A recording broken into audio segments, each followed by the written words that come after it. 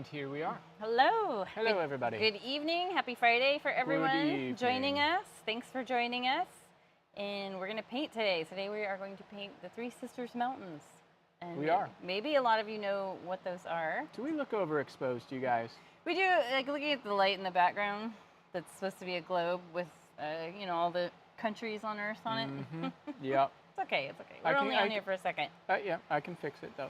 So actually, we can go ahead and zoom in on the painting and just get started. I'm Jenny. I'm Paul. And we are Palette Knives Out Artcast. Ching ching. Cha-ching. Here we go. Is that focused? I can't tell. Yeah, it is. Yes, for sure. So Paul, for those of you who don't know, he has pretty bad cataracts that he's getting surgery for, hopefully next month. And so I have to read every menu for him. I have to read everything on the screen for him. Good evening, Marlene. Good to see you. And we're hoping that that takes care of it. I was reading a little bit about Monet yesterday because I taught a Monet painting, and he had really bad cataracts and finally got them surgically fixed. And then he died like 2 years later, which is really sad. How did they fix them back then? So don't die, Paul. How did they fix them back then? I don't know. I don't know. I was watching actually it was a TikTok with different facts about Monet. So I taught a Monet painting yesterday, and I usually like to throw random facts out there. But tonight we are painting the Three Sisters Mountains, which are located in Sisters, Oregon, Central Oregon, and you can see them from Bend, can't you? Certain areas of Bend. Oh, actually, right from downtown Bend. Yeah. So Bend is one of our favorite cities. Great concert venue there. Beautiful city. Haven't been there in a long time. We've been there in quite a while, but this is this the Santiam Pass still that goes through here? Right past. I mean, I guess it would be considered Santiam Pass. Yeah, and this is a scene that we have seen so many times, only when we look at it from our car, the mountains are way further back. So I made them bigger and more colorful. Hi, Corey. Nice to see you. Does it say hi, Paul and Jenny? I can read it. It does, yeah, it does. I read it. And they have really, really unique names. This is North Sister, this is Middle Sister, and this is South Sister. I bet you they have their own Native American names, too. Oh, I'm sure they do. Yeah. And out here is a field that it's just always like wheat colored. I don't know if it's wheat or just grass, but yeah, from the road, I've just seen this view so many times. And I started painting the Three Sisters. I originally was going to put a little lake in front here, and I thought, no, you know what? I really want to do the field, and then I felt like it needed something else, so I added the fence posts, which are there. So let's go ahead and talk about our paint colors. So early settlers in Oregon called them Faith, Hope, and Charity. Okay, I like that. Why do they call them North, South, and Middle? I don't know. So boring. I don't know. I'm looking to see if I can see what the native names were. Now, feel free, if you live in another state and you want to paint another mountain range that you love, feel free to change it up if you want. But I'll guide you through this one. And colors, we have actually a pretty big palette for this one compared to how we usually have been painting. Obviously, the primary colors, blue, yellow, red, black, and white we have on there. And then the additional colors are Bahama Blue and Phthalo Red. This one's completely optional. I just added it on there so I could have a couple different shades of purple by mixing with the blue. This one is a very nice one to have. You can make a similar color with blue, yellow, and white and just sort of tweak it. Or you can take, if you have a turquoise paint, add some white to it and maybe even a little yellow if you need to get close to this color. So let's go ahead. You should have a little handful of brushes. We have 4. We're going to start with our biggest brush. I'm still reading to try to find the names. Go ahead and dip it in water. Oh, Paul's gone down a rabbit hole. Yep. Now, to be fair, dry it off on your towel. The indigenous people did refer to them as the Three Sisters. Okay. So that is in keeping. But I'm trying to figure out. I'm sure there's a Native American legend with those too. Something fell down. I don't know what it was. I don't know. Okay. Let's start mixing a color. If you need to mix up a turquoise, you'll want to do that real quick. Maybe pause the video. I'm going to start by mixing blue, phthalo red, and white. So we're going to get kind of a lavender color. This is cobalt blue. Cerulean blue is another one that could be used, which is a beautiful color. Phthalo blue, you just want to add some white. Now we'll get this. So kind of a twilight, evening, the sun has already set color. I like to do a kind of dusty lavender. You could throw a little of the turquoise in there. Let me do that. To poke through the top already. It's hot here. Everything's drying out. So I can't find individual names for them, but they were called the claw connie. Okay. I'm going to actually line off right here. So if you were to divide your canvas into 4 equal strips, it's about a quarter of the way up. So does this mean I get So, to do I a don't know, bird 3 painting inches? next week? I don't know.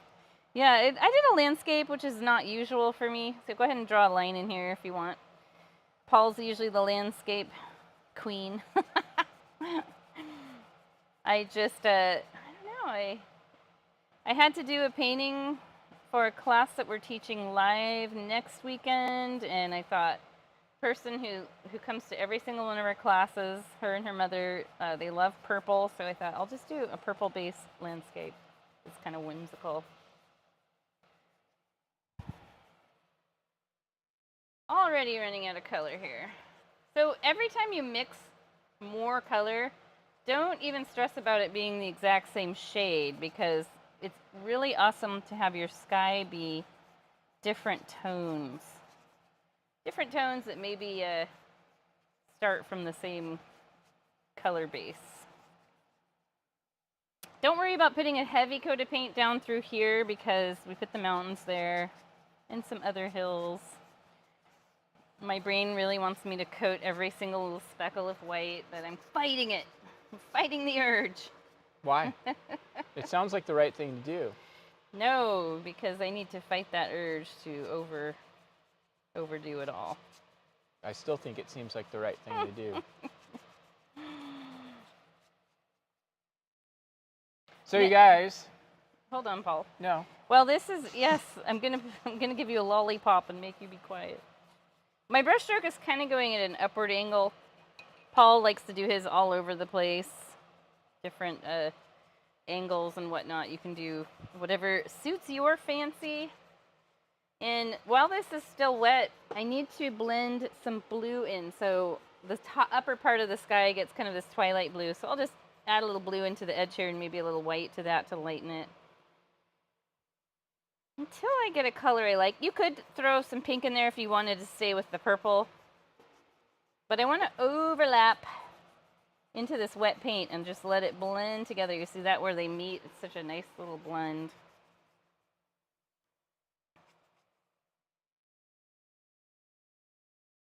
Drying out fast. Okay, Paul, you can continue with what you were. I completed Shakespeare. Oh, yeah. We're celebrating that. We're glad Paul is done with that role. Jenny is more glad than I am. You said you were glad. Oh, I am too. I didn't say I wasn't glad. I said you're more glad than I am. I think it honestly stresses you out more than it does me. It does, because everything at the house gets neglected. All the yard work. That's not true. Ah. Just for a couple weeks. It is fun to watch the show, but there's always little weird snafus. Like the last day was Sunday. Just because we're community theater on a shoestring budget. Community nonprofit theater on a shoestring budget. At the time that the first actor set foot on the stage, the AC had quit working, and it was one of those days that got up to, like, I don't know, 95, yeah. 97. And I was the first actor on stage. Paul was the first actor on the stage, and the AC was making a really loud buzzing noise. That's how we kind of knew, something's not right here. And it was, the fan was running, but it wasn't blowing anything out. And it got up to 81 degrees in the space. I had emailed, I'm just going to tell this story because it's kind of comedic, and I told it to 2 people already today. I texted the AC guy, should we turn the unit off and let it relax, because sometimes things just get frozen up in there. He said, yes, do that.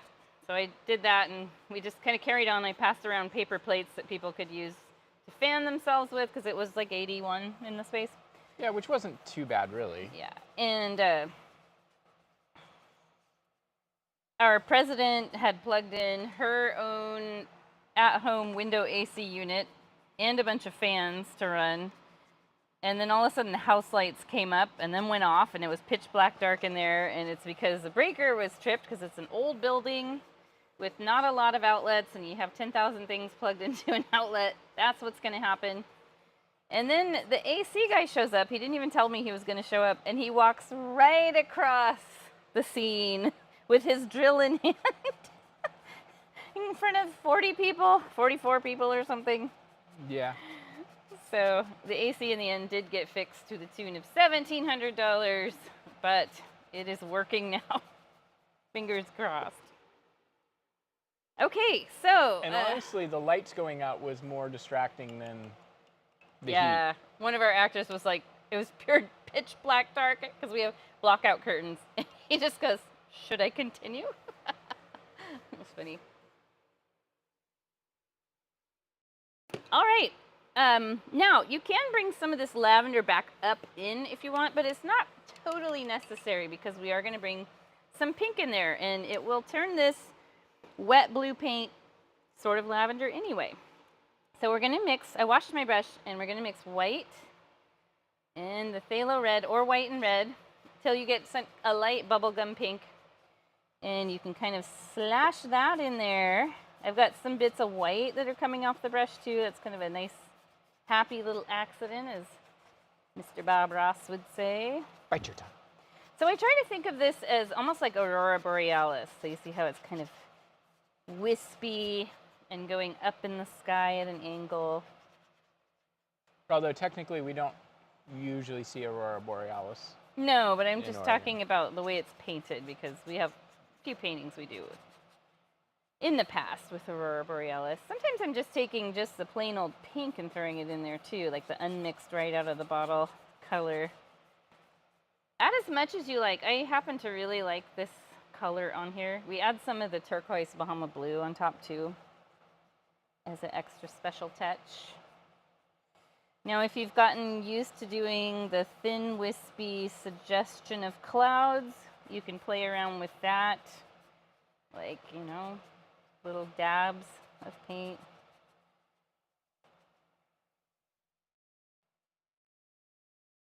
Kind of fun to do. I want to go all the way to the top of the canvas in some areas, because what you don't want is everything to just stop, like there's a barrier preventing anything from going up further, because that's what's going to make it look not like a natural scene. And it's not like this is a natural scene anyway. The colors are straight out of the fantasy world, but we try to make it appear like there's some nature going on.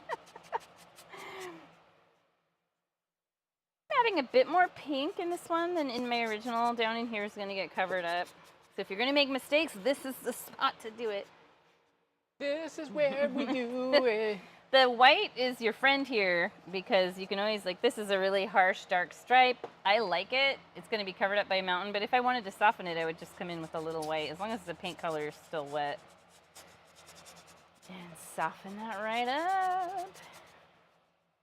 And this is something different you could do. I don't really have any paint left on my brush, just a tiny bit.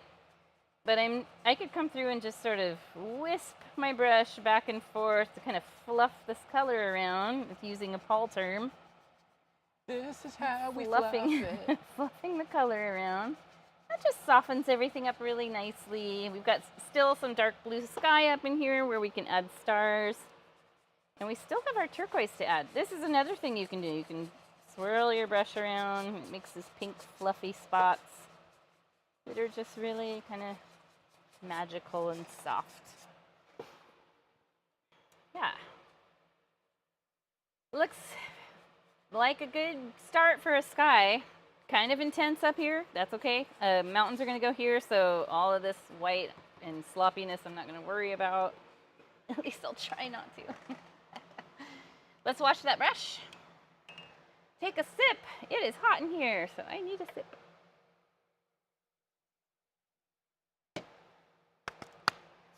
Ooh, I like that. Let's show Paul's clouds. Paul always has to go the extra mile. Like he's brown nosing, trying to get extra credit. What are you talking about? I can't even see what I'm doing. He has a nice cloud formation going on. Well, I I've really got- can't even see what it looks like. I've got the Aurora Borealis. You just have cotton candy. I have muscle memory. Okay, let's wash the brush. And now we're going to add the Bahama Blue. And I named this color just off of what it says on the bottle. I'm going to tell you a secret. This is a really cheap paint from Michael's. It's in their craft paint aisle. I don't know how much it is. $5, $4, $5 for 8 ounces, I think, which will last you forever. Great color to have. It's not like high quality, but for what we're doing, it's a nice color addition so that's to have. something I did some research on the craft paints recently. Yeah. Hold on. You can tell that in a minute. So I have too much paint on my brush right now. I don't want to come in with all of this softness and just come in with a big blob of paint because it's going to spread out everywhere, and then your sky is going to become too much turquoise. So I'm going to dab my brush quite a lot on my paper towel to where it just looks like it's tinted with color, but it's still there. You can see it coming out. And then what I can do is I can gauge how much more I want to add by just dipping the tip of the bristles in some of the Bahama Blue and playing around with that a little bit. And you might add a little water with the paint, especially if you're in a hot climate, because that will extend it out across the canvas a little more. Okay, go ahead with your story about craft paint. Yeah, the only real downside to it is it's not necessarily going to be as color fast. Which means it can fade? Yeah. Yeah, so it can fade if you're doing something that you're going to have gallery ready and want to sell. I don't recommend using it. Yeah. But for this sort of thing where you're just learning how to paint, learning different types of paints, different... Should we have 3 brushes or 4? I have 4. I just grabbed your cup, what was over there. For this sort of project, you know, it's a 2-hour painting. You can definitely use it. Yeah. And I'm just going to gradually add a little bit more. I'm using shorter, choppier brush strokes now. I think impressionist style. Impressionist clouds. And this is where I could take a good hard look at the painting and decide, did I cover up too much pink, or do I need to bring some more blue, darker blue back in there? Did I use too much pink? They're all the questions that will run through your head. But it is not archival paint. It is not archival paint. So fancy. I do like, with that particular paint, it is super opaque. You can paint it straight over black, and their yellow is the same way. Paint it straight over black if you want. So looking at mine, I just have an intuition that I want to add a little bit more light pink back in there. So that's exactly what I would do, is wash my brush. Intuition like Jules' pop album? Dude, how do you even remember that? Just had an intuition about it, that's all. I didn't even remember that. That's weird. Now you remember it, though. All right. Yeah, so I'm adding some more of this sort of cotton candy color back in here. I don't want to put too much pressure on you, but are you keeping an eye on the chat? Yeah, I am. Corey was the last one who said something, and she said, love the names Faith, Hope, and Charity, and I do as well. I agree with you on that. Okay, so I'm liking this. The sky is ever evolving. Until you get the mountains on, you can play around with the sky here and there and tweak some things, bring some things back into it. Now I want to paint the ground area, which later becomes the field. And because I wasn't sure if I was doing a lake, which, do you remember what the name of the lake was? Was it Scott Lake? Scott Lake, yeah. I wasn't sure if I was going to do a lake or the field. And then it became a field after I painted all the same colors from the sky down in it, which I ended up really liking, because I felt like, yes, the sky colors are often found in the grass in the field because everything's just sort of saturated that way. So I want to make the lavender color again, which I'll remind you was phthalo red or red. white and blue. So basically, if you mix the red and blue together, or phthalo red and blue together, make a purple, and then add some white to it, you'll get a nice lavender. And this can be a bit darker than what's in your sky. It really doesn't matter. What matters is you make enough that you're not going to have to remix. Not really. You can continue remixing throughout. So what I want to do now is just paint across the bottom. So yeah, it's not the exact color that's in the sky, but that doesn't matter. Does not matter. Just going to go across and just kind of letting my brush run out of paint.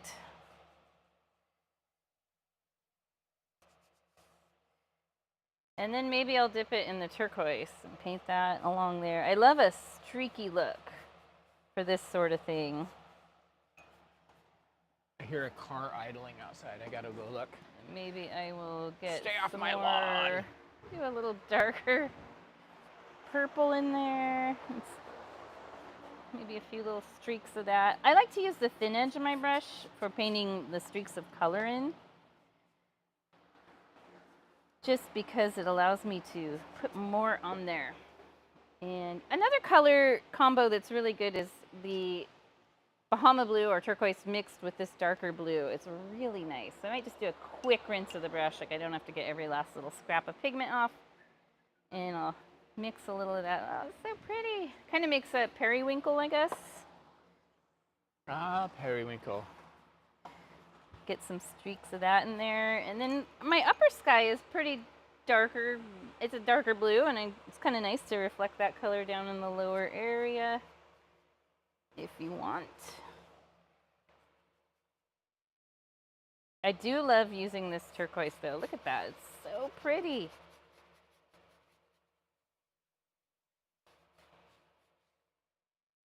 Some people call this teal, I guess. I always think of teal as being the dark greenish blue that's, really dark. I would agree with you. So people in class would always, they'd raise their hand and be like, "Can I get some more of that teal?" And I'd be like, "What?" That's them just trying to sound What color? paint fancy. Maybe I'll throw a little pink in there, which will turn purple-y. Yeah, it'd be funny. Like, what color is that? Teal?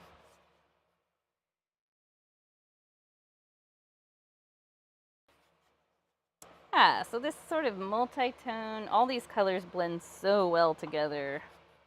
They are lovely. It reminds me of 1991. Smoky mauve, no, mauve and smoky blue, that's what it was.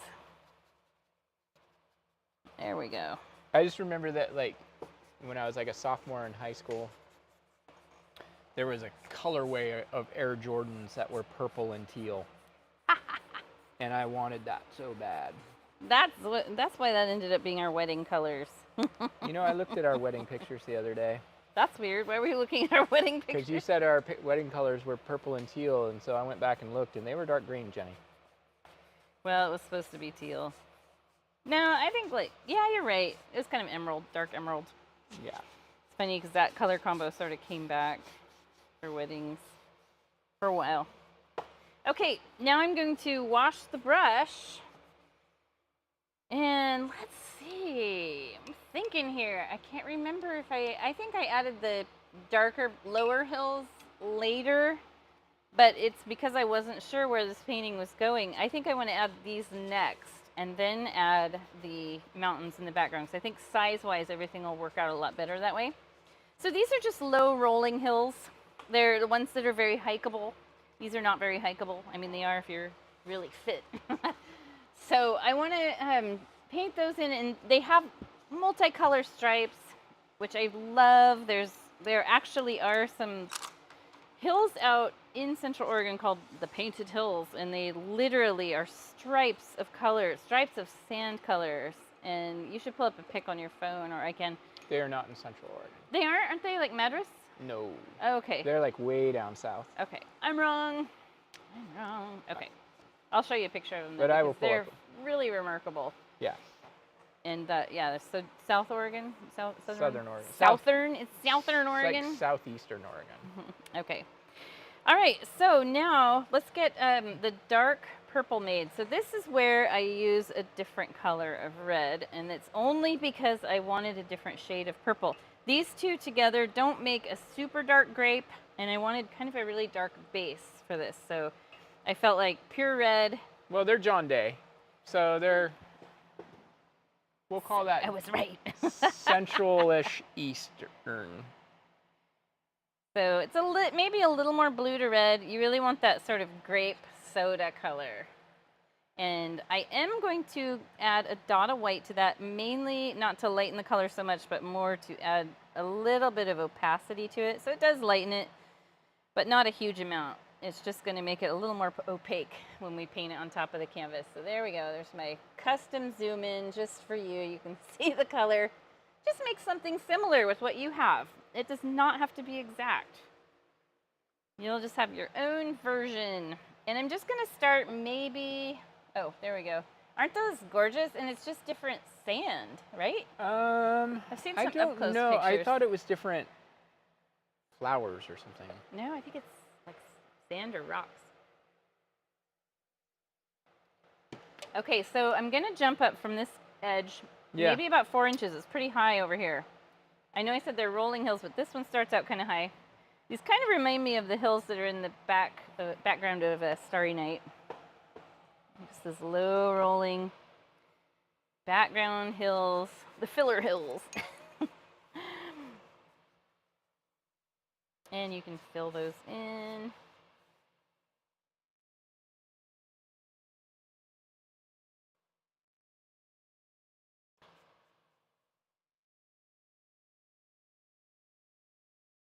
Once we get these filled in a little bit, I like to add the low-lying fog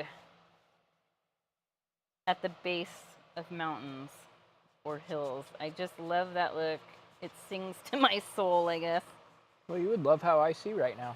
Low-lying fog through cataracts.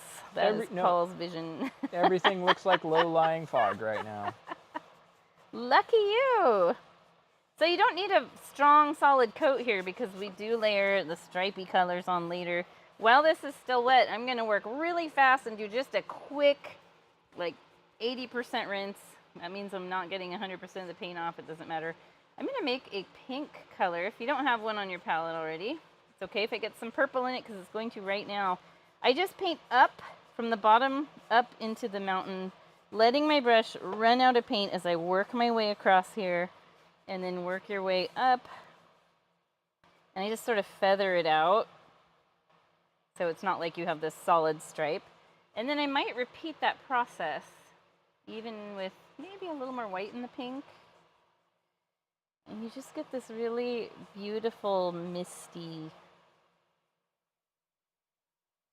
kind of ethereal vibe. Long brush strokes is what you want here. So end to end, because if I do short choppy ones, then my paint is going to appear short and choppy. Some paintings work really well that way. This particular one, I think the longer end to end brush strokes are kind of where it's at. You can bring this up as far as you want. I'll show you the original again because you'll see that a lot of the dark purple we put on gets covered up with beautiful stripes of color. So there we go.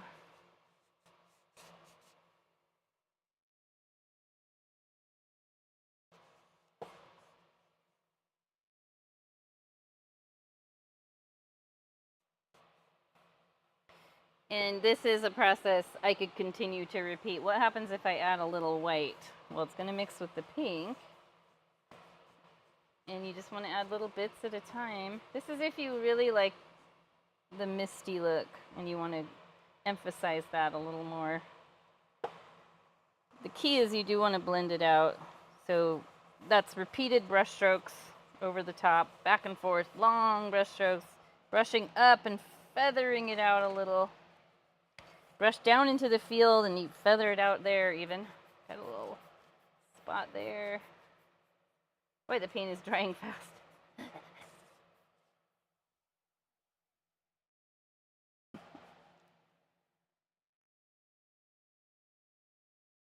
There we go. That's looking pretty good. I'm liking that. Yours is looking nice too, Paul. Okay. You guys want to see? Look at what he's doing. Very nice. Look at that sky. That's what she said. Okay. Now let's talk about the mountains. So Cascade Mountain Range is what we are painting, and they are not formed by tectonic plates, so they're not the type that go like this and create sharp pyramids, even though this one kind of looks like a sharp pyramid. They are formed volcanically, and so each one of these is an inactive volcano. Hopefully it will stay inactive. Actually, they're considered active. Shoot! until they're dormant. Okay. But they're not currently doing anything active. Unlike Mount Rainier. Unlike Mount Rainier, which is deciding she's gonna tell her story. She's having a little bit of a temper tantrum. So let's talk about the size. If you want to have a dramatic size difference, you can make these mountains a lot smaller. It just gives them, like they're further in the distance. So that would give you like the drama for size relationship to everything else. But if you want drama as far as like a punch of, these are the mountains and these are the colors, you can make them kind of medium size like mine are. Any bigger than this, I feel like is maybe too big for this canvas. Oh, definitely. And so these are probably, what would you say, that's maybe 4 to 5 inches to the peak. Something like that. And looking at the mountains, which I did, I looked at several photos. These two are really close together, and South's sister, she's the black sheep of the family. She's literally me as a child. My brother and sister were super close. They're 6 years apart. My brother and I are 20 months apart, but I'm like, eh. I just sort of did my own thing. But we are close now. We text each other a lot. But my brother and sister are closer. Okay, so color. We want to, there's a beard hair on here. I know that's from your beard. What'd you do? Like comb your beard over my painting? No. I want to make a sort of pinkish lavender, and I think the best way is to start with a little bit darker version of the color we made at the very start of this painting. So that was blue, phthalo red, and white, or you can use regular red. We want to make a lavender that's darker than the lavender in our sky, but not quite as dark as this. So there was actually, oh wow. There was actually a earthquake exactly a week ago in 20 minutes at Three Sisters. Wow. Yeah. A week ago in 20 minutes. I actually worked at the bakery out here this morning and helped a couple get coffee and coffee cake and cinnamon rolls because they were headed to Sisters. And I was like, I'm doing a painting of Sisters tonight. So I'm going to add more white to this color. And I did make it more on the pink side, so you can add more phthalo red. Because that will actually help differentiate it from our sky a little bit more too. Although it's different. It's going to show up, which is nice. And our mountains get colors layered on top of them. So let me grab something.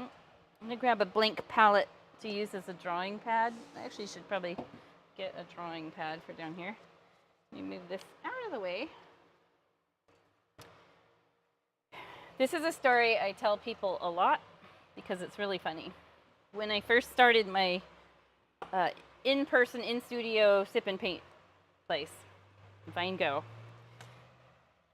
the first time I ever taught a mountain painting, it had Mount Hood on it because everybody taking the classes an Oregonian. And I turned to my canvas with my brush and I said, okay, we're going to paint Mount Hood now. And so I painted mine just the shape of Mount Hood, and I turned around and everybody had a variation of this. So everybody had witch hats. And I realized I needed to actually explain mountain shapes a lot better than just, hey, let's paint Mount Hood now. So the height is good. The mountains are very tall, but their build is like 4 times wider than they are tall. So the build would start gradually way out here. You get to the top of the peak. So I had a lot of people, I had taught them how to do this, how to just trace right over their mountain and completely change it to look like a more natural volcanic mountain. So we're going to think about that. We're going to think about the wide build and not the witch hat. Think of the sands in a hourglass. Really? Yeah, think about it. They don't go Yeah, you're right. They don't go up to one single peak. It's more of a pile. Now these ones have, they have the two North Sister and Middle Sister are very basic shapes like what I just drew. The South Sister, she's a different breed altogether. I don't know if she erupted at some point, but she has this, it almost reminds me of a crown. Like it looks broken. It's similar to how Mount St. Helens looks a little bit. So I'll guide you through north and middle because they're a little easier. And let's just start way over here. Maybe just come in half an inch or an inch. And we're going to travel up. Remember the gradual wide build. We're not going to go like at a sharp angle. And how high do I want to go? This is the tallest one. And it just really bumps over and sort of slides back down. And you can, you know, add extra little peaks and bumps so it looks a little more natural than just like, it's a slide. And I could do some over here too. That's something I usually add later. This doesn't have to reach the hills at all. And then this middle sister, she's safely tucked and just sort of peeking around the edge of, she's the shy one. Similar shape. She's gonna go down like this, scoop a little. Similar height too, it's just this one is, it either appears taller from this view or it actually is taller. I'd have to like look at the stats. Oh, let's look at the stats. Paul's gonna look at the stats. Well, get the original back over here so you can have a look. It's pretty close. Slight difference, the way I noticed the slight difference is this is definitely more V-shaped, this is more wide, it doesn't matter. One of them's accurate or more accurate to nature.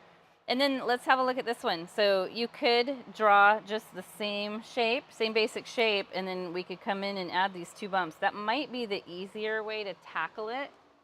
Let's do it that way. Are very close in height. Yeah, cool. All three of them? Yeah, so the tallest is the South Sister at 10,363 feet. Wow, that's almost as tall as Mount Hood. Yeah. And then North Sister is the second tallest at 10,090 feet. And Middle Sister is 10,052 feet. Okay. Yeah, they're all very similar. Yeah, I mean, so you're only like talking like 260, 270 feet difference between the tallest and the... That's crazy. Oh, no, let's see. Let's call it 100 or 310 feet. Okay, guys, we're going to draw a height difference of 310 feet on this shrunk down scale. From the tallest to the shortest. Okay, so this one, South Sister, she's my rebel. She's going to come up and arch over right about here and just come off like maybe a half an inch or an inch above this landscape side here. And then I'll show you how to add the extra bumps that give it that sort of broken look. So get that part done. Now, one of them's been swelling. Yee! I think it's South Sister. So what I do is I'm going to curve out here. It's almost like I'm drawing another mountain behind. And then drop down a little bit, and there's an extra little sharp bump here. So here, I'll tilt that. You can kind of see. Bring it up here. When we get it filled in, we can take a look at it and adjust anything we need to do. But let's go ahead and fill in and just paint this close to your purple and make sure it's a different color. It won't matter a huge amount because we stripe in a bunch of other colors in here, but I like to have it a little bit different. And these, all three of these, they don't have to be the exact same shade. Like I noticed on South Sister, I have a darker purple over here, and I think that wasn't planned. It was a happy little accident. But I like that actually, so I might do that this time. So, since the mid-90s, there's an area just south of South Sister by like 5 kilometers west. Okay.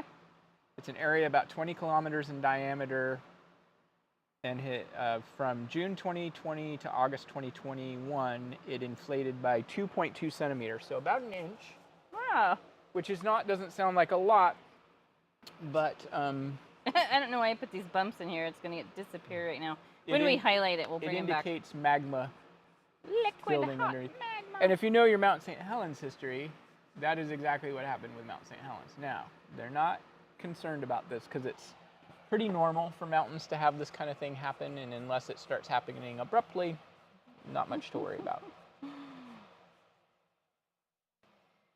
So don't be super concerned with how perfectly you get down here. Just soften it up at the edge and bring the paint down there using the thin edge of your brush like I am right now. And you can always clean up the edge of this dark purple by bringing some dark purple back in. If you need to do that. If you need to do that. What is the deal? I'm having fun. It's Friday, and I haven't had a Friday. I haven't had a weekend in a couple of months. Yeah, you haven't. Do I need to wake up early and give you a honey-do list? You're going to be like that meme you sent last night with the Speed Racer. I can't because I have to leave for work bright and early in the morning before the household is even awake. That is working in a bakery. I don't work in the bakery a lot. I kind of just applied for the job and said I just want to do fill-in and as needed just because I miss working in a bakery. I do love it. I like decorating cakes and that kind of thing. It's kind of a way to do some edible art. But the bakery has a booth at a festival that's nearby, so they need all hands on deck. Are they doing the Robin Hood Festival? Yeah, they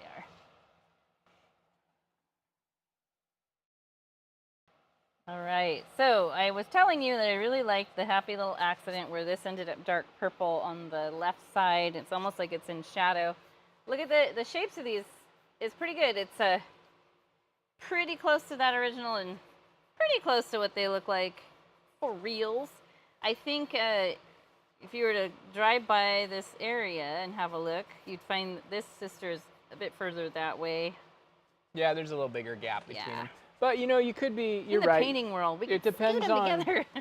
depends on your perspective, because if you're a little further north, they're going to look closer together. Yeah. So, yeah, because the paint's wet, there's a little bit of a glare from the light.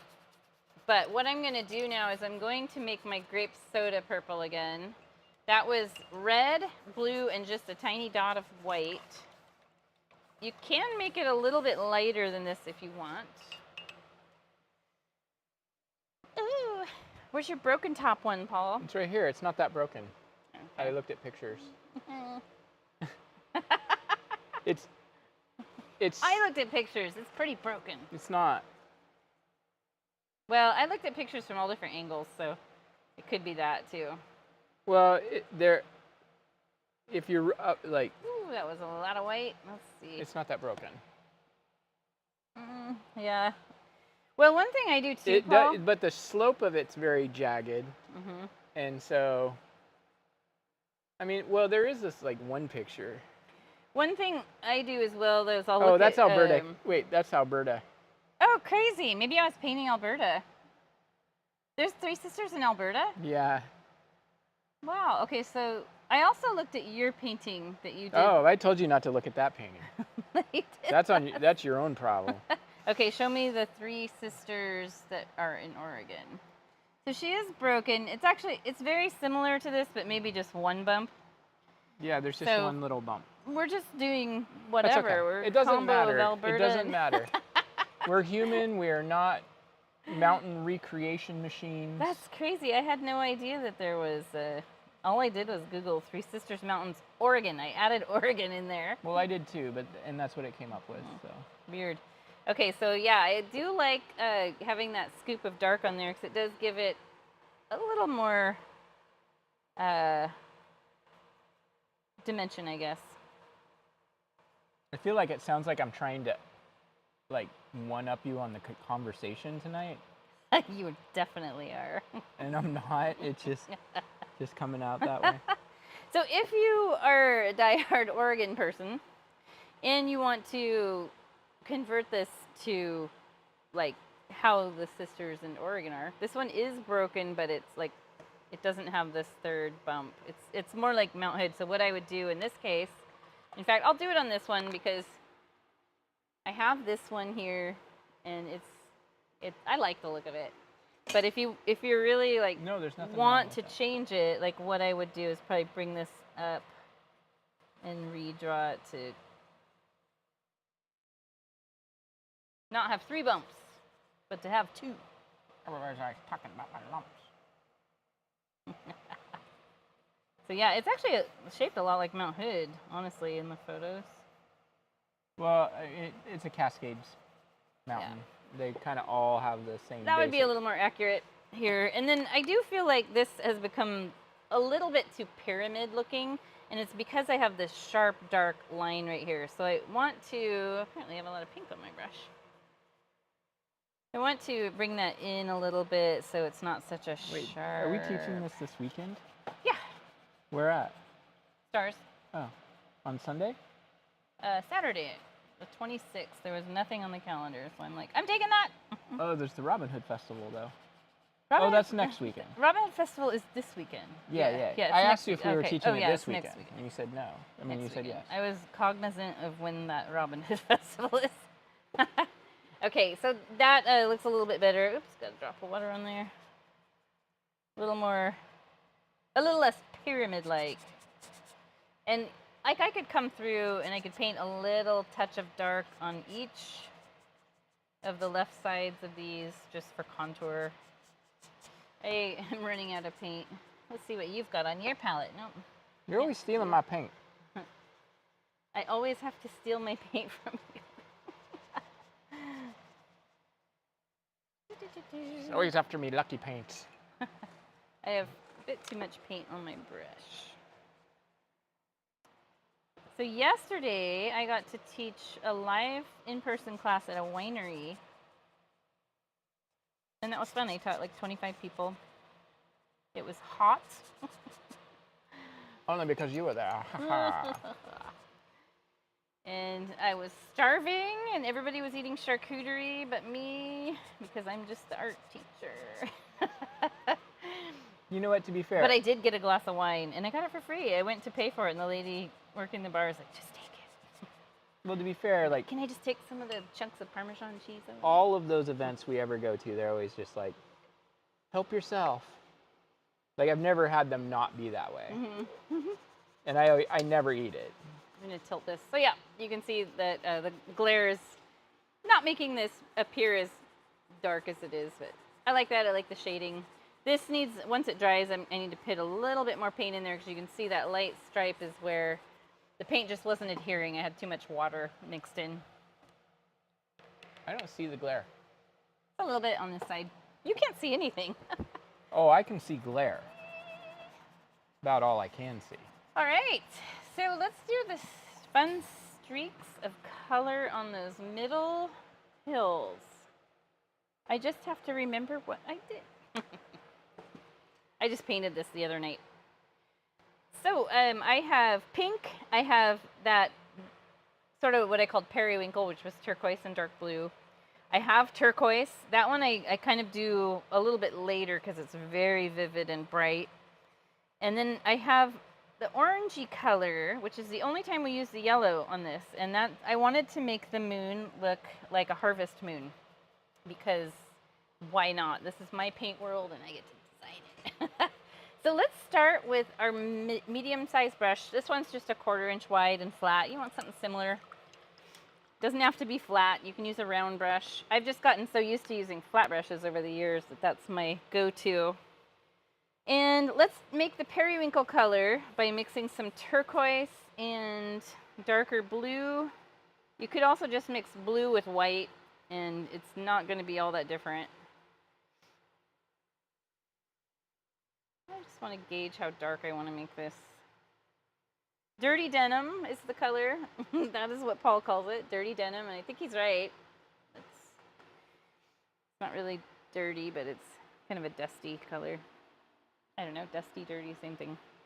So I have a lot of paint on my brush from mixing color, and usually I'll just either swipe it off on my palette, which is part of the reason my palette gets so huge with paint, or you can wipe it on your paper towel.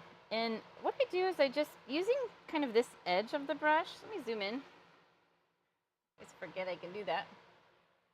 I'll just sort of drag it down. And then you can use the thin edge of the brush. You could decide if you want a more hazy color where it's a little more transparent, or if you want a really opaque stripe. For this darker base, I usually will just have it be sort of hazy. And how far down do we want to go? Oh, we've got our fog laying in there. Ugh, I've been really wanting to go to the beach lately, and I love it when it's foggy at the beach and spooky at night. We always go in the fall because that's the weather we get. And I think everyone in our household loves that weather. I'm going to add a little water to my paint because of how fast it's drying in here in this, whatever, what do we have, like 77 degrees in here? Probably something like that. It's not super comfortable, but it's not bad. uncomfortable. So you can see I'm leaving little hollows of the purple base showing through. And this is a really nice way to make the mountains look a little more three-dimensional. Like, oh yeah, like maybe this is... The highlights make your brain think those are raised up, elevated areas, in theory. And the lighter colors would be that's the highlights, and then the darker colors would be the areas that are more recessed and maybe more like a valley. I'll bring this down along here. I need to separate these two because they're blending into one.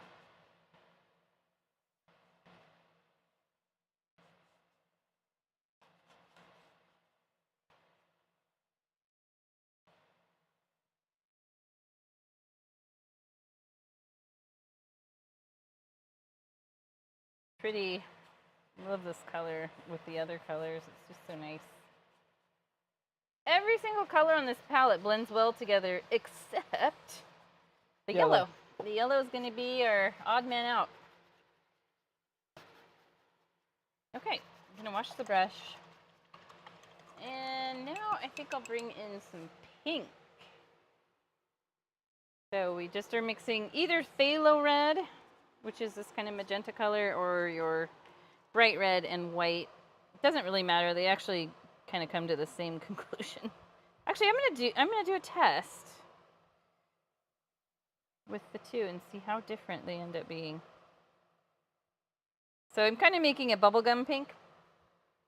And now I'm gonna, just for curiosity's sake, grab a little white and try mixing the same color but with bright red.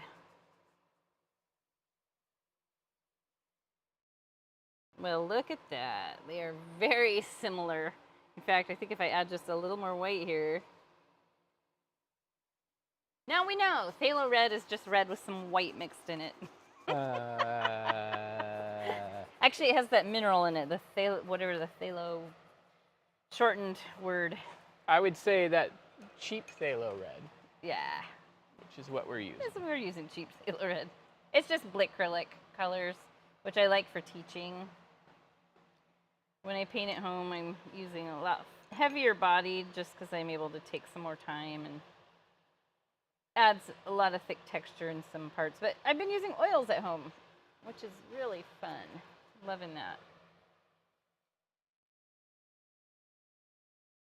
So very similar sort of highlight technique.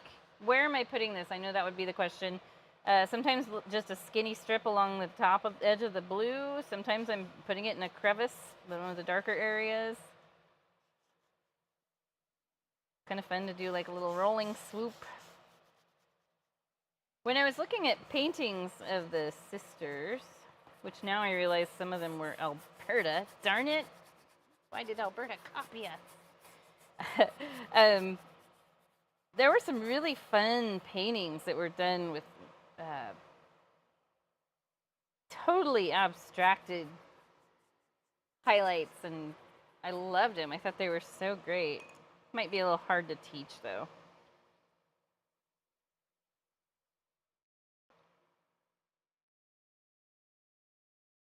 And one of the things I'm going to do right here is I'm going to take that pink and use the thin edge of my brush, and I might just do some little streaks in this fog. And mine has, crazy enough, it's already dried up. I'm going to use the phthalo.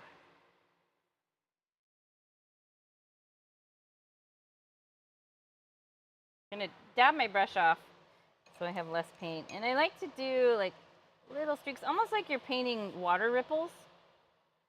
And it's just kind of at the base of this hill. I just like kind of tying this lower part into this by bringing some of this in. I'm tying the streaky mountains in using this too.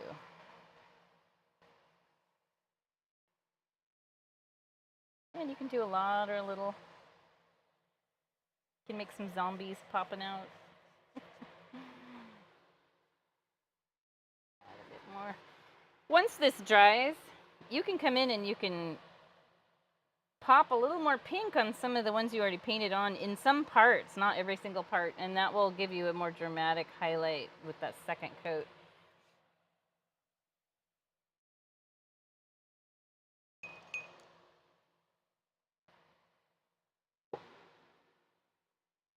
Fun. I like that. Yeah, looking at that. Almost looks like a rugged, twisted tree trunk on its side. Didn't mean for that, but okay.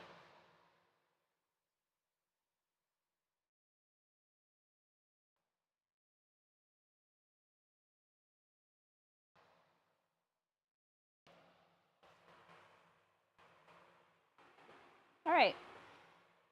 For now, the last color for now that we'll add in here is the teal, turquoise, Bahama blue, whatever you want to call it. We add the orange toned color later because we want everything to be dry before we put that color on. Plus, it's kind of like a final highlight once we add the moon on there. So let's grab a little of the turquoise. This one gets a skin on top. That's fun. And let's have a look at my original. You see how bright and intense these are, but it's a nice add-on. I love it. It almost reminds me of just streaks of light, like almost like there's lightning on the ground or something. I love that big pop of intense color and brightness. So I use more paint on my brush than I used with the other colors, and I'll come through and just do like a little zigzag here and there. And you'll fight the urge to make them all exactly the same. So I try to force myself to throw some short ones in with some longer ones. Like here's a good spot I could extend this down, like the mountain right here, the hill kind of slopes. Add a little here.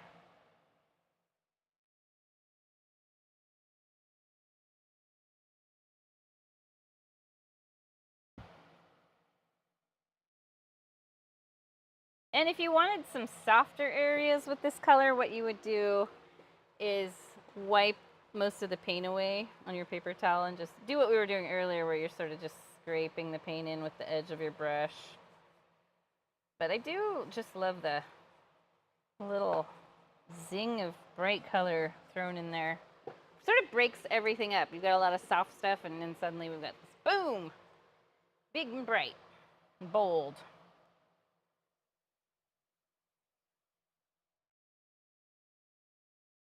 And I am going to take this color, I'm going to wipe a lot of it off, and I bring this down in the field too, just because I like that effect of having a bit of this color streaked in here. I keep getting cardboard on my canvas and palette. I don't know where that's coming from. Maybe it's the same one blowing around from the fan. Could be. So I really love this down in here where I've got a lot of blue. It does sort of look like water, but we're going to get some grass painted in here and a fence that will definitely make the viewer know it's not water. How do we know it's not dock pilings? Because it looks like little stands of wheat dried grass.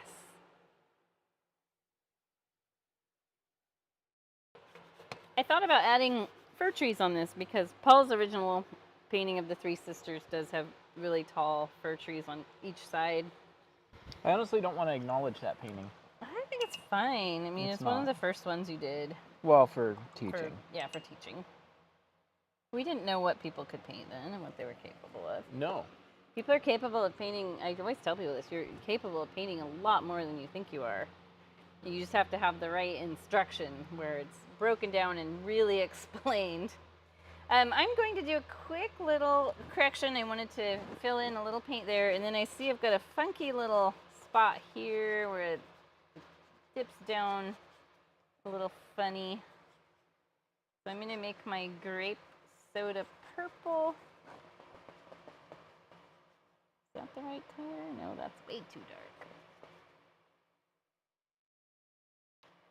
I'm going to scoop that.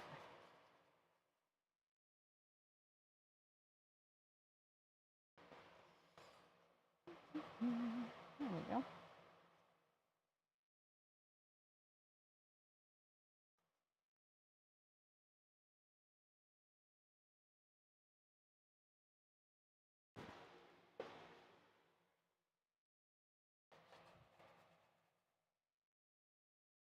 Once I find one spot to correct, I'm undoubtedly going to find more.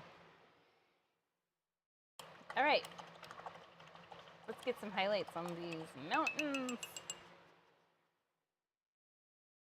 I did all of the highlights with this little brush. Now you can use a bigger brush if you have more confidence that way. You can use a palette knife because we do use it like a palette knife. We are going to like load up the edge of the brush and just sort of scrape it down and let it run out of paint. The spots where the paint runs out is what creates the darker valleys that you see here. So I'll use a combination of the thin edge of the brush, scraping it down, and then also just the front edge of the brush like you would normally use. So we're going to start with a sort of bubblegum pink color. We'll highlight this side, and this side because our light source is right here. And we do put a little backlighting on some areas. This has a little backlight. But we want the lightest spots to be where facing the moonlight. So let's make a pink again. White and phthalo red, or white and red. About a bubblegum color.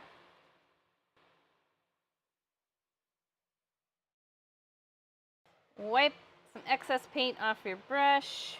And then you can dip just the edge, this little edge here, just pop it right down there. And I will zoom in so we can watch these mountains come to life. Now this is definitely something that teaching live in studio will sometimes take people's canvas and walk a few feet back because they think it looks really choppy and messy.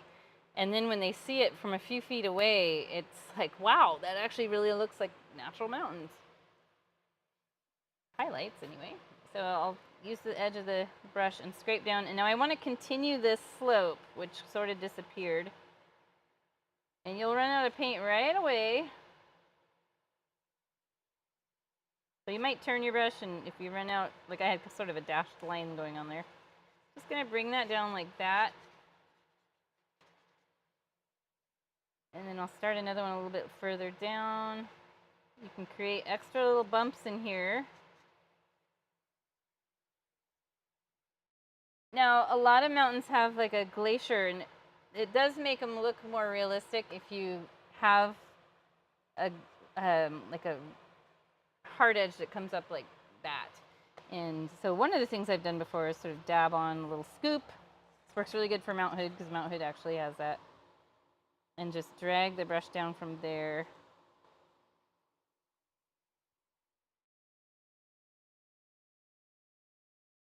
And then our highlights would just slowly sort of fade out because they're further from the light source down here. And then I could come in and use the normal side of the brush and just add some extra bits. I try to come up to the edge of the mountain pretty close because otherwise I end up with a purple outline, which Paul explained to me doesn't look quite right, and he's right. It ends up looking kind of cartoonish, like it's outlined. And I might come through and maybe add an extra bump or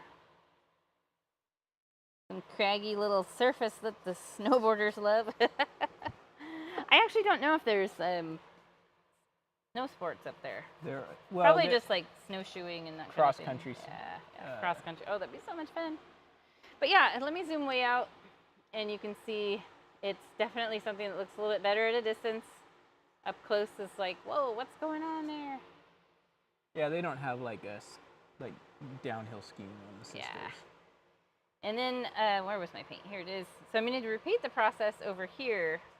Same thing, just start at the top of the peak and scrape down, let your brush run out of paint, load it up again, go down a little further.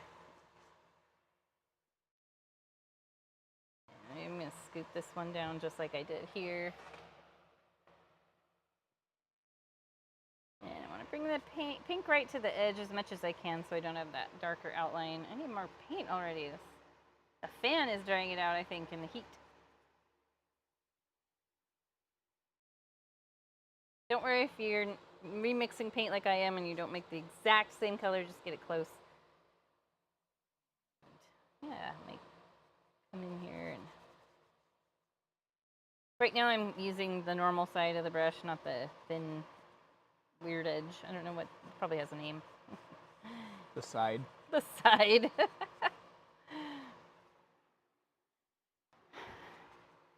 Now this is a part that's kind of fun that I really like doing. I'll highlight South Sister in a minute. But these two, they have their base pink highlights. And one of the things I like to do is mix a little more white in a small section of the pink that I already made. And I'll wipe it off. And this is a lot lighter, so well, it should be a lot lighter. So it's a more of an ultra highlight. And just pop that in there.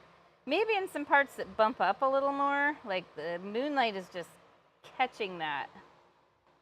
Especially like right up here, because the moon's going to be right here, and it's going to grab that. So then you've got two different pink tones in here, one light and one kind of medium.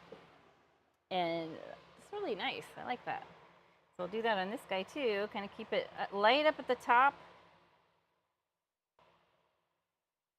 Bring some down in here. My moon's going to sit right here, so this would be really highlighted.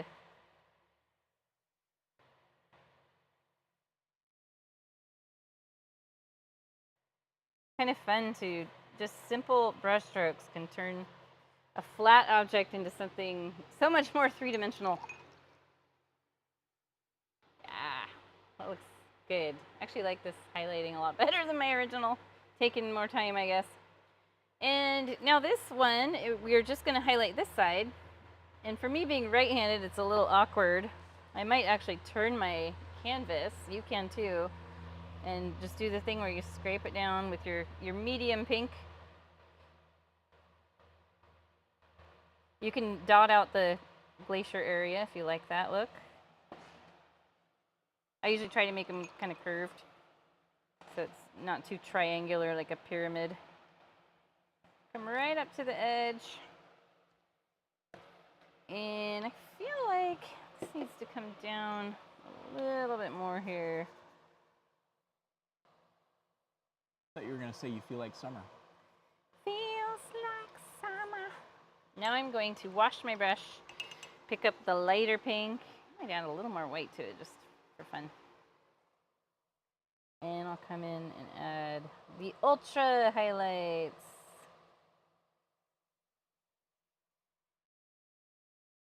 This is a really good thing to practice if you've got some old canvas or even like sheets of paper or cardboard. Try painting some dark mountain shapes and then just using highlights to give them a more three-dimensional look.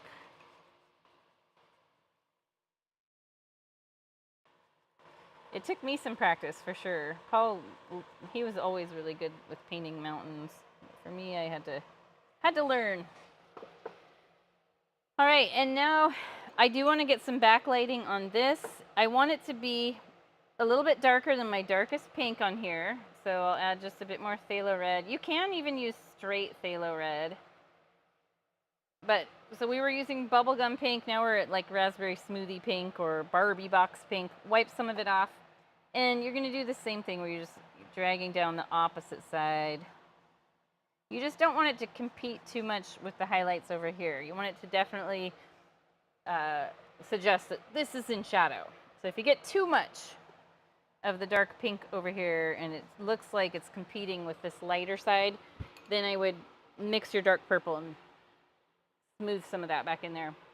And I will also use this color on the back side of some of these. In fact, I'm going to, I feel like it's almost too light, so I'm going to go for straight phthalo red. Just a touch darker than what I mixed in. Just get some of that on there.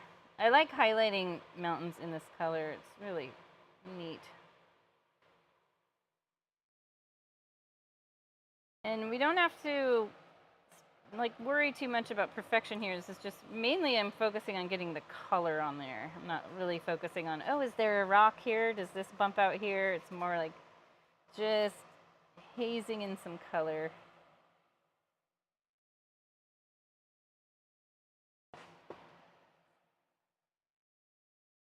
And maybe I'll get some more of that darker color in here.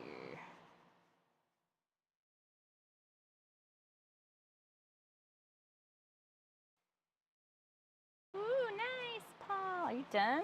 I'm done with the mountains. Okay. There we go. I'm tired though, because I did not sleep good last night. Why didn't you sleep good? I have no idea. But I was like... Was your brain thinking too much?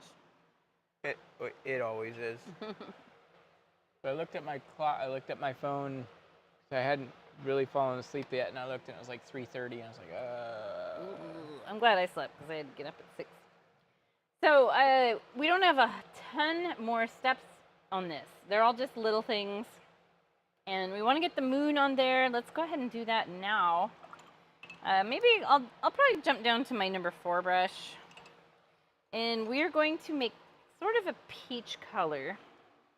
And you'll use yellow and either red or phthalo red. I'll just use phthalo red. I think that's what I used it when I made this. Mix those two together, and that's a little too vibrant. It would go on very dull on top of this blue color. It would just look really, really dull. So I'm going to add some white to that, and I might have to grab some more white. Really quick, mine is polluted with other colors and dried out. Let's see, it's right behind me. Brought some from home because I wasn't sure what we had down here at the warehouse. Do you need more white? yeah. Okay, here. You take. Okay. So I want to take my goldenrod color I made here and soften it up with some white.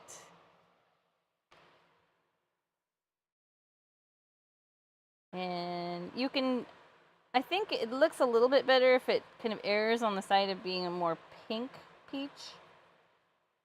But that's up to you. It might be something that we have to add a lighter color on top of. And this is, it can be any size you want, really, because we've got a whole blank sky. I could trace this. I could find a cap to something and trace it. I could even do like a larger, like cup-sized moon. But I'll just keep it about this. The size that's on the original is, here, I'll show it to you. It's about, I don't know, $50 size.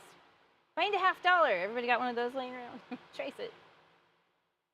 And you can draw it with your littlest brush. That might be a little easier than trying to draw it with a flat brush. I do, when I'm using this small brush, I like to mix a little water with the paint. And I find that for me, drawing a circle, if I go down one side and make like a C, and then just round it out on the other side with a backwards C. You can usually come close to a fairly non-lumpy circle. And then I'll use my flat brush to fill that in. And yeah, we'll let it dry, and then we'll add some maybe light pink in here to one of the things I like to do is start with the moon being a little bit darker base color, and then add light spots in it to be the raised areas, and then the dark spot that you painted on originally would be the craters, deeper spots in the moon. There's some pretty deep craters in there. There's one, I think it's called the Sea of Tranquility, and it's the big crater that we see, and it's like Grand Canyon sized or something like that. Bigger than that, I think. It's got to be bigger than that. It's got to be way bigger than the Grand Canyon. But this is Well, great. not necessarily. Great color 'cause start. the moon itself is not. Not huge like the Earth. Yeah. Oh, you should do the trivia of what you asked me the other day about the planets. Which one is closest to the Earth? Oh yeah. So Paul asked So me what this is trivia question. We were out Yeah, for this walking is our kind of a dogs. tricky one. On average, which planet is closest to Earth? Your That's it? automatic response would be like that. What No, I said. I can't remember what I said. Did I say Venus? I don't remember what you said either. I knew the answer wasn't going to be Mars because that was Well, too no, that's obvious. a good solid answer. But it felt too obvious with your trick questions.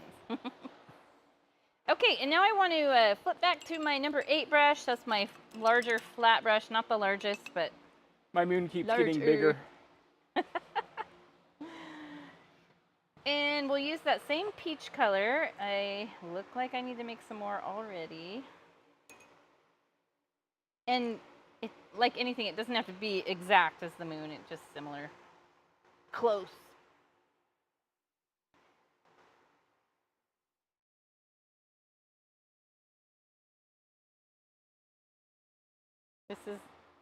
This ends up being such a pretty color to add to the mountains.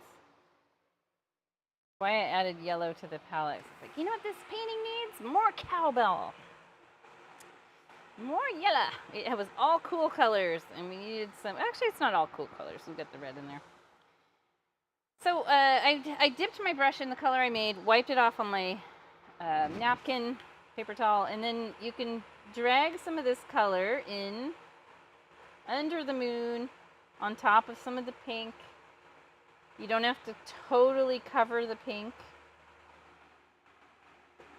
But I do feel like I could add some more white to this color. I think what I'll do is what I did with the pink, where I started with a darker pink and then layered a little bit lighter pink on the top. We have the highlight and the ultra highlight. You can use the side of your brush or the thin edge like I am here. And you get to determine how much of this you add on. You might like it with more of the softer pink glow, less of this.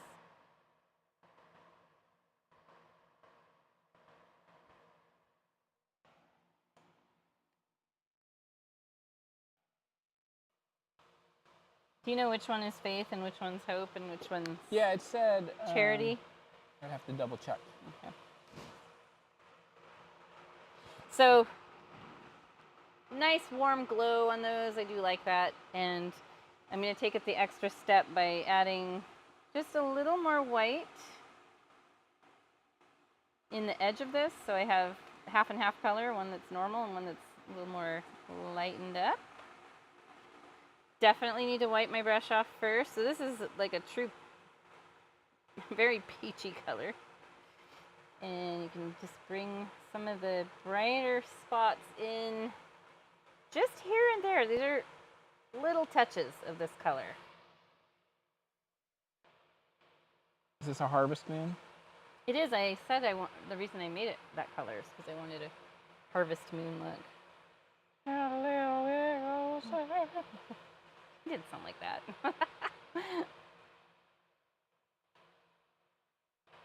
I'm treating this, what I'm adding right now, a lot like I did with the turquoise down in here. Just little bright dabs and zigzags.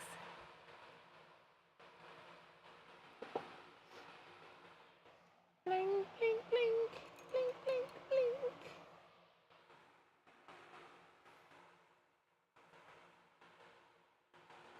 Ah, that's really fun. Actually, I like it a lot better than my original, which is funny because normally I'm pretty diehard set on the original, and like when I teach a class, the one I'm teaching doesn't always end up the best because I'm guiding people through it. But I do like this. What I'm going to do real quick is I have this lighter tone I just made by adding more white to that. I'm going to add just a little more pink to that because what I'm looking for is a light pink color. I'm going to add more white to that. light pink color that's kind of bordering on peach. It's like flesh color. Here's my color. You can kind of see it there. And I want to dab almost all the paint off the brush. Put my paper towel. And this is where I would come in. You can use this brush or a smaller one. Let me zoom in. Move this over so we can see the moon. Let me move you over. Zooming in like makes the camera go off to the right. And so what I'll do here is keeps like auto-focusing. Dab some of this on. And I try to purposely create Ooh, it's auto-focusing chunks. a lot, isn't it? Yeah. Maybe I need to zoom out a little. Yeah, zoom out a little bit. I try to purposely create like chunks of the darker color as the canyons and valleys. And the lighter color would be the raised areas. And I'm going to go right up to the edge with this light color. Because keep this in mind, the light color is going to wrap around the edges too. So you don't want to like hoard that away from the edge of the moon.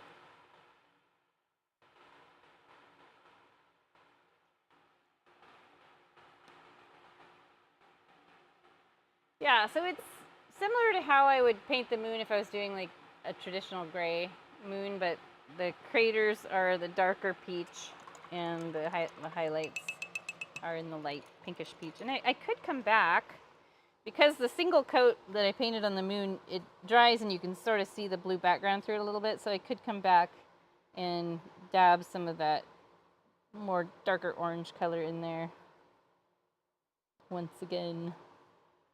Same as it ever was. Same as it ever was. Subtle. If I wanted to really make it stand out, I could put some white on the moon, but I think it stands out really good on its own, just being the color that it is. Now, let's get some of the orange peach highlights down in here. Let's show the original. So you can see here it is without, here it is with, and it really ties these mountains back into here just by adding that color. We don't put any in the field. You could if you wanted to, but I kind of kept that on the darker, moodier side. So I'll use my same number 8 brush. This is my 1/4 inch wide one. Just use what you have. I'm going to use the darker of the 2 peach colors I made. And treat it kind of like you did with the teal, where you're just adding just bright pops and zings of that color. I don't know what other word to use. Like a zing of color is about what it is. And think of it this way, like the moon is the color. That's where all this peach color is coming from. So these top edges would really be grabbing that moonlight color. I don't have a ton of this color going on here, just enough to sort of tie it in.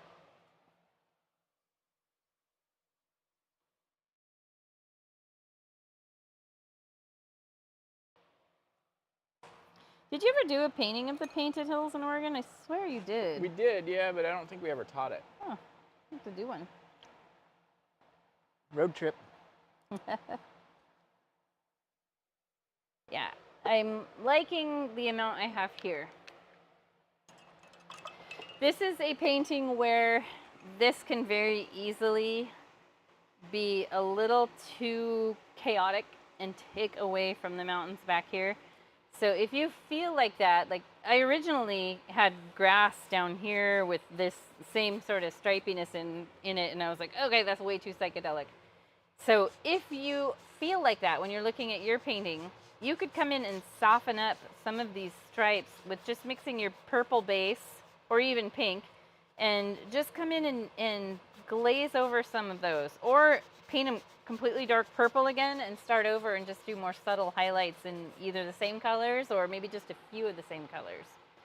So keep that in mind. Not everyone's gonna love, not all of you are gonna love having the real vivid, bright colors down there. You can totally change that up. And now we're gonna get some grass tufts down in here. Just a few more steps. So I have little stands of grass, and they're very simple. Color-wise, we want to use probably just mix your phthalo red and blue to make a. I'm trying to think. I'm looking at it. Phthalo red, a little bit of blue, and a tiny bit of white.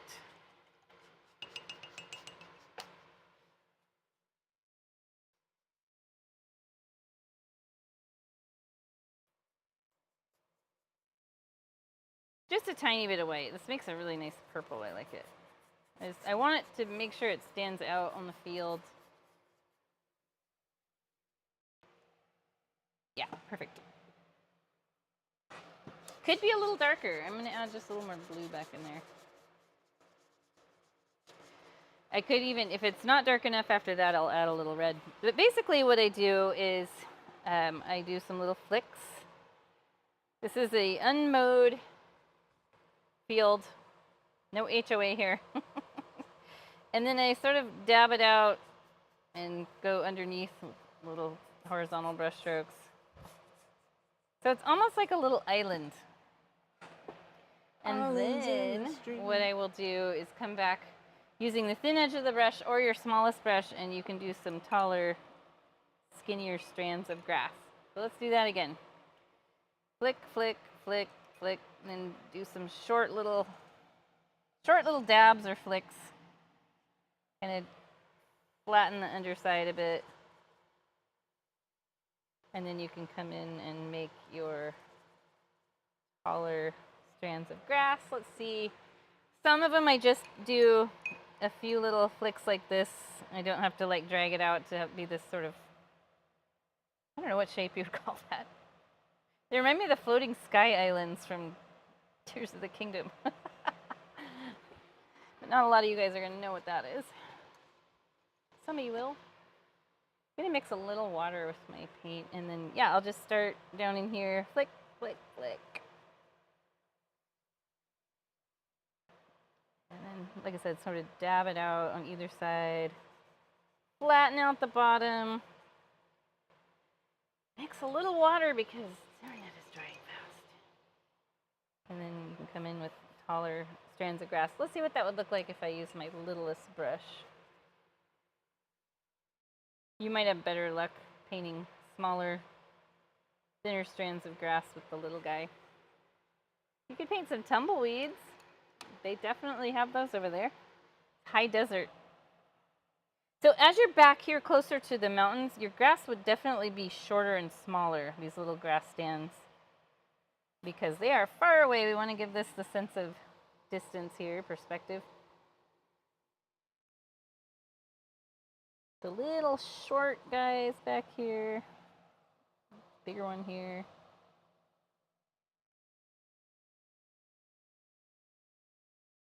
So the mountains in Colorado, those are like tectonic, aren't they? Yeah. Yeah. That's interesting. I would think they would have So are volcanic. the Sierra Nevadas Oh. in California. I would think they would be more volcanic in there. But in California makes sense because of earthquakes and stuff. Well, I mean, it's all... I bet volcanoes trigger earthquakes too, don't they? Yeah, 100%. Mm-hmm.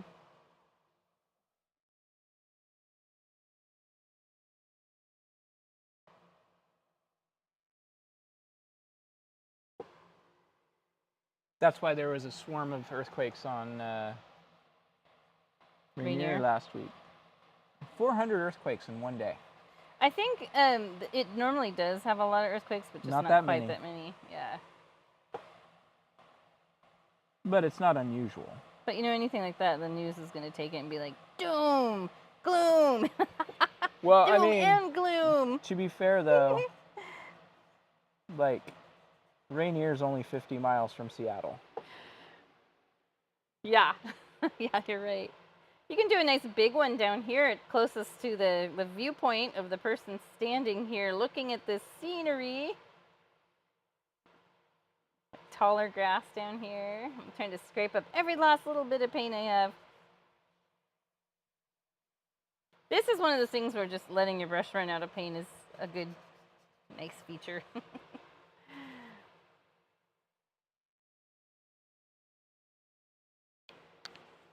And I add a little bit of, I mix a little bit of the Bahama Blue, teal turquoise in this color.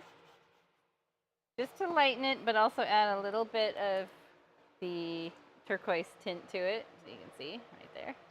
I don't have a lot of purple left that's still wet. And then you can add this color in some of these stands just to have some highlights and give it a little more depth. I'm trying to think, I guess there's no other colors I add in there. You could mix turquoise and blue and add some in there, but there's really no need. Let's see what that would look like. I think I've got a few maybe that have, I think I started adding a little blue, darker blue in there, but I definitely don't want pure dark blue, so it had to be mixed with something. I mean, I shouldn't say definitely don't want it, because you totally could. It's a dark area. So yeah, here's a little blue. That's nice. I do like that. There you go. A little up here. Sometimes all you're adding is just a little dabbing of color. Maybe not necessarily a shape. It's just like this small one. I can't do a shape there. This one I can't really do a shape either. Just the color. By shape, I mean painting grass. There. That's probably all I'm going to add of the grass stands. You could add more, absolutely. There's nothing wrong with that. Is this your brush? Don't. Yes, it seems like maybe it is. And now for the fence posts. And the fence posts and then the stars, and we'll be done. These I just did in brown. I didn't want to do black. I felt like it would be way too intense of a contrast. So to make brown with the colors we have on this palette, I first make orange with red and yellow, or phthalo red and yellow. And then you'll add black to it, just a little bit. My black is completely toast. Yeah, mine's pretty bad too. I might be able to poke through it. Everything on my palette's pretty toast. So I make a nice yellowy orange. More yellow than red seems to work better for this brown that we're making. Chunky yellow as it's drying, and then I'll... There we go. Oh my gosh, it was like popping a pimple. Poke it and it squeezes out. Ew. Actually, this is working good with more red than yellow. I didn't have quite enough yellow, but I do like this like warmer brown color. And that's pretty close. Add a little more black to that. The black will overpower it really quick. My beautiful palette, it's a work of art itself. So I have a big glob of paint on the brush. I don't want to start with that. I'm going to wipe it off and redip the tip of the bristles in, and I just start at the bottom. These are about maybe 1.5 to 2 inches in height. Just make them straight-ish. I mean, some of these are going to be leaning. The goats knocked them over or something. The horses tried to jump the fence. And I just try to eyeball making them pretty evenly spaced, a couple inches between each one, thereabouts. But don't stress too much about perfection here, because these are, you know, they might be old rotting fence posts that are snags. That would be kind of in keeping for that area. It'd be.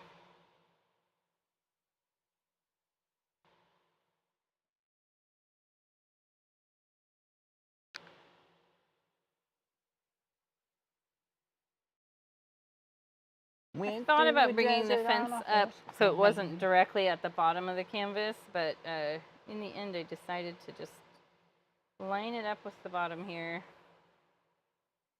Could squeeze one more.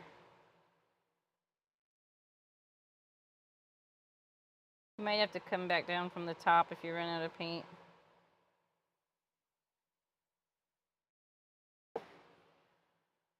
Snaggy fence posts.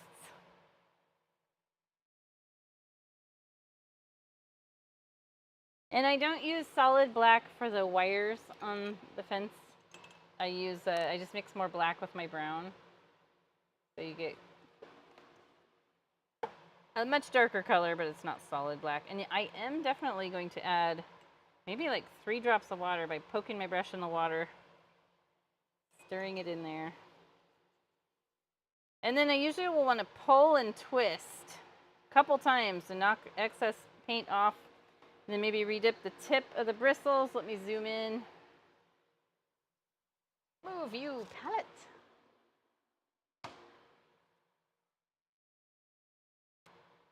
Let's have a look at where I placed these. I had to think about it for a minute. So I was like, wait a minute, where are these placed? Because they're placed so animals can't get out or in, but even though most of them can probably jump over a lot of these. It's So mostly just to keep cows in. Yeah, so it's just 2 parallel lines, one just below the top of the post, and then one, I don't know, half an inch from the bottom of the canvas. You can do it. Let's do the bottom one first. Add some water in your paint, and just come along, go straight through your posts. And remember, these wires get bent. People run into them with their cars right there along the Santiam Pass. Wow. Do they? I don't know. But, like, you don't have to aim for perfectly straight wires here, because the animals will bend them too.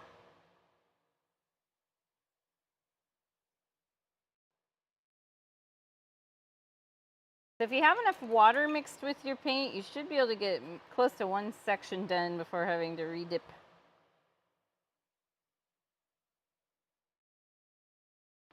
There we go. Looking vaguely fancy.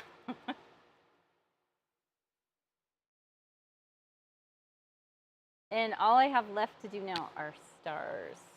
I did originally highlight these fence posts with the color from the moon, and I didn't end up liking it too much. But you totally could, and I think part of the reason I didn't like it is because I really felt done with the painting. I'm done. And what you would have to do, oh, I see you highlighted yours. What you would have to do is think about the way the light hits. So I'll do it just because. Because I did? I guess so. So I would think like, okay, the moon it's going to hit these ones on this side. And I would just do a little subtle little bit. This one on this side. This one, gosh, it's probably going to hit both sides. See how complicated this is? You can get the tops. This one's going to hit this side. This side, all the rest of them is going to be on the left.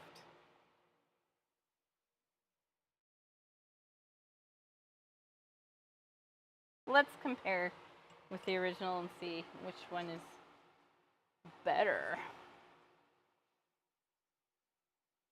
I don't know, I kind of like the highlight. I think when I painted this the other day, though, I was just running out of patience and very done with the painting. Star time! Stars are the last bit, unless you want to continue adding more to your painting, which you're welcome to do, totally. For stars, I always just use the handle end of the smallest brush. Now I stamp it in the white paint, but I also dab it a couple times on the palette. Otherwise you end up, a lot of times, depending on the handle size, you might end up with like gigantic supernovas. So I do like to dab it off 3, maybe 4 times. And I primarily keep the stars up in the dark blue area. Down here there might be a few just barely visible. Pop, pop, pop. And I try to be conscious of not doing a pattern, because that is so common. You'll find that, oh, well, I'm making each star exactly half an inch apart. And what I'll do is I'll just come in and cluster some together in a way that maybe hurts your brain a little bit, but it's important. Do a little star cluster, move over somewhere. Do a Lone Ranger, little star cluster, Lone Ranger. The shy stars. The shysters. Shysters.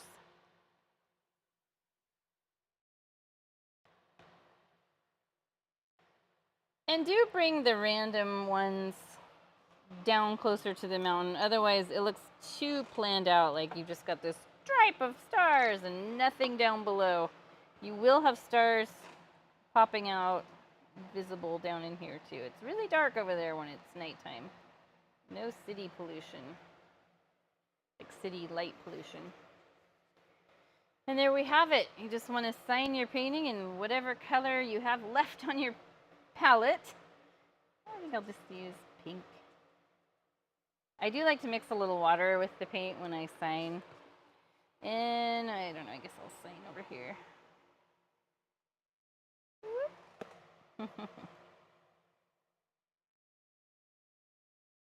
Voila! So this area, whoever owns this field, has a whole bunch of metal cut, like flat metal silhouettes of, are there horses, aren't they? Yeah. Running horses. And so that's always been like a landmark we look for, like, oh, we're almost to Bend. We're at the metal horses. All right. Let's see Paul's. He went extra mile. Not really. Yes, you did. I didn't. You did. I just painted. Looks nice. Yours looks more like what it really looks like, and mine is like through the fantasy eyes version. I looked at pictures. Oh, I missed that. How did you get purple? So purple is, sorry, Corey, I got too into painting, and then Paul can't read right now. I can't. He can't see. It's just red and blue. Red and blue makes purple perfectly, and then you can tweak it by adding a little white, and tweak it by what happens if you add more blue, what happens if you add more red. In our palette tonight, we had a kind of a wide variety of options, because you could do the Bahama blue with phthalo red, or the Bahama blue with bright red, or the cobalt blue with either of those two reds, and then white also. Mm-hmm. Yeah. Thanks, Marlene. Yeah, the colors are really fun and expressionist. And then you can see like what it would look like with a more natural type landscape. Actually, yes and no, because the colors up in here are not necessarily, you know, there's kind of fantasy colors going on in there. Yeah, I mean, we're stuck with fantasy colors. Yeah, but you added like kind of a muted green down here. That was just yellow. Oh, yellow on top of blue. Mm-hmm. And I like, actually, I was trying to think of how to cleverly do the fence so that it's not just across the bottom. I'm not saying I don't like it across the bottom, but this is really neat how it's, you know, it really seems like, I don't know, it's got a little more dimension to it. But here we go. I do like the way the mountains turned out on mine. Let's have a look at my OG and see the difference. Yeah, I upped the darker color on the mountains, and I like it because if you look at this one, everything is really similar in tone through just right through this middle strip. This one has a little more drama, and I do like it better. What do you think, Paul? Yeah. My sky is a little more dramatic too. Yeah, I agree with you. I think a lot of times it's really easy to, when painting in general, to fall into mid-tones. Yeah. And I see it a lot, not, you know, we don't do it too much, but I definitely see it with a lot of other studios where they just kind of fall into these mid-tones that you need contrast, y'all. Yeah. Like if you get down to the bare roots of, I know there's like 5 rules and there's 7 rules, but I remember the basic 3 rules were color, contrast, and composition, right? Yeah. That's a good thumb. It's a good thumbnail to start with, or what's the word I'm looking for? Rule of thumb? Yeah, it's a good rule of thumb to start with. Is, you know, make sure you got those 3 elements: color, contrast, and composition, and you should be good Everything shape. on here, on this one, I felt like it's like just turned up a little notch. Like these are even a little more vibrant. Fence posts are a little darker. The little stands of grass are darker. No, And the mountains are darker. these areas like here, Mm-hmm. I did not do mine that way you did because I Show us. literally couldn't quite wrap my head around it. Oh, around like this? Yeah. I wasn't sure exactly what it was, but that's... That's the whimsical style that I painted, Yeah. I guess. Yeah. Yeah. So, like, I was trying to think, like, okay, is this like a Van Gogh thing? Yeah. Yeah, that's actually, when I did these, I was comparing them to the Starry Night. Mm-hmm. I think I said it out loud, but in my head, when I painted it the other day, I was thinking about those back hills that are in Starry Night, where he has the really striped, intense. Okay. I thought that's what colors, you were going yeah. for. It just, when I was doing it, it just didn't feel right. Yeah, it doesn't fit with your painting. It fits with this one because everything in it's kind of, I don't know, whimsical, but also a little simple compared to like this one that's got a lot more natural elements. And that's just one of those things. Like, I don't think that there's anything wrong or right about it. Mm-mm. Different styles. So, Different strokes for different folks. should we talk real quick about next month? Yeah. Oh, are we starting that next month? Yeah. Okay. So, as of August 1st, y'all, actually, let's bring it back. Okay. Let's talk to the camera. So, we're going to make a change August 1st to the membership. That's not very far away. No. So, as of August 1st, we're going to do our live streams for free. For free, for public, for everyone. Yep. And part of the reason for that is our YouTube channel grew so much faster when we had it available for everyone to watch. Let's just be honest, it doesn't grow at all. Doesn't grow at all with When- having the membership, and it Yeah. was like a shot in the dark, you know. We thought we'd try it out and see, and it we figured it would be better to, because the more views you get, the more lucrative it is for YouTubers. Yeah, the other thing, we are going to still offer a membership. It's going to be cheap. We don't know the dollar amount yet. I shouldn't say cheap. It's going to be affordable. And it's really going to be a support the channel. It's kind of like... For those of you who feel like buying us a coffee one month. Well, yeah, I mean, we do have to buy materials and spend time and stuff. And so, like, it's just going to be a support the channel membership. That's a monthly fee. Yeah. Oh my gosh, here we go. Allergic to painting. Yeah, and it's going to be, you know, but we'll give, you know, shout outs to the people who support us and be like, thank you. And I think one of the things that when you're in the chat, you'll have a little badge by your name showing that you're a supporter of the channel. And we just realized that, like, it's more important to get it out there than it is to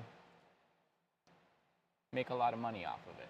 Yeah. Well, we've never made a lot of money. And we've never made a lot of money off of There's it. different things we could do, but neither of us are like we're definitely the art part. Marketing it's just not something that we love doing.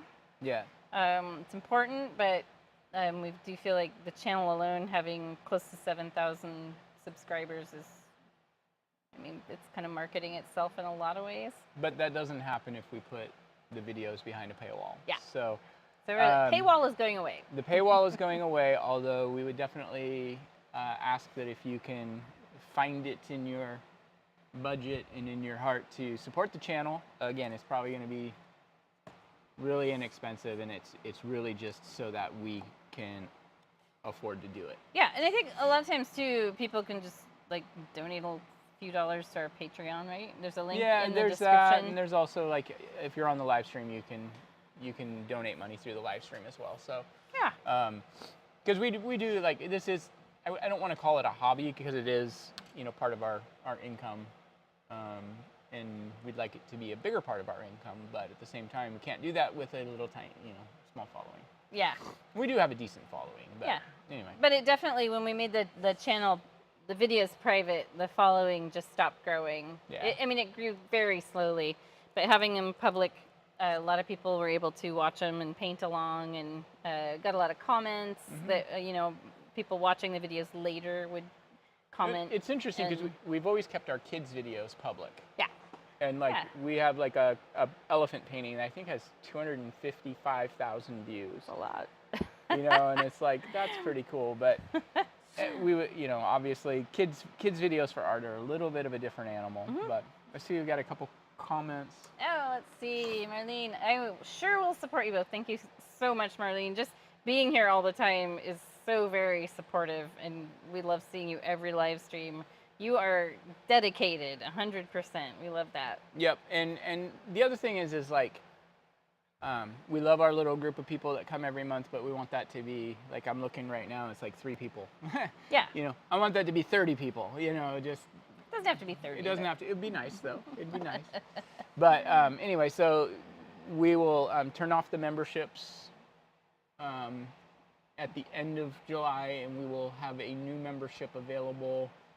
And again, the perks aren't going to be like super crazy, but just it's a support us kind of thing, rather than sending you to Patreon to do that or whatever.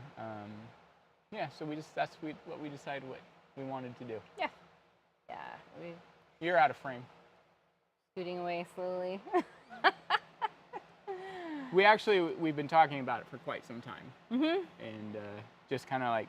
We kind of wanted to have it dialed in and 100% decision made before even saying anything online. So. But I think this is going to be really cool because it's going to open some doors for us as well. So that's going to be a good thing. And I don't know. Yeah. Anything else? No. We'll post about it on our Facebook group. Yeah, basically you'll stop charging people's cards for the membership every month. You cut that off. Yep. So people won't get charged anymore. Right. And then if they want to do the whatever support thing it is, they will need to sign up fresh. We should call it something, instead of a membership, we should call it something different, like support support fund. Yeah, that's exactly what it is. It's the Palette Knives Out supporter plan or whatever. And really, like, again, it's one of those things where it's like, what is that money going to go to? Well, it helps cover our internet expenses. It's going to help cover, like, we need new lighting or new cameras and things like that. Yeah. And not that we're pretty well set up right now. I'm not too worried about that. But going forward, you never know. You never know. Knock on wood. But anyway. All right. I think we're ready to sign off. I'm ready to go home and sleep. And Paul is going to design a painting for, I think, next Friday. Yeah, I'm going to do, I have to do a bird painting now. Jenny took my landscape, so I guess I got to do a bird. Mine is so different than your landscape that you could totally do a landscape if you wanted to. I just love landscapes, you guys. We noticed. We noticed you do. You love birds. It's okay. So it's okay. I do love birds. Yeah. And animals. Yeah, if you guys have any ideas, feel free to shoot us a message. Or questions, yeah. Yeah. I mean, as far as like ideas for what you'd like me to paint. Oh, yeah. Yeah, Jen, there's a form on our website, but Jen Walton actually fills that out a lot, so you can look at it and see. Cool. Yeah. Cool. All right, I'll use this since you can't see where to navigate. We're gonna end It's hard the for me, you stream. guys. It's hard. It's difficult. Hopefully, I get it fixed soon. Thank you so much for joining, and we will see you next Friday. See you next Friday. Bye. Bye. Bye. There we go.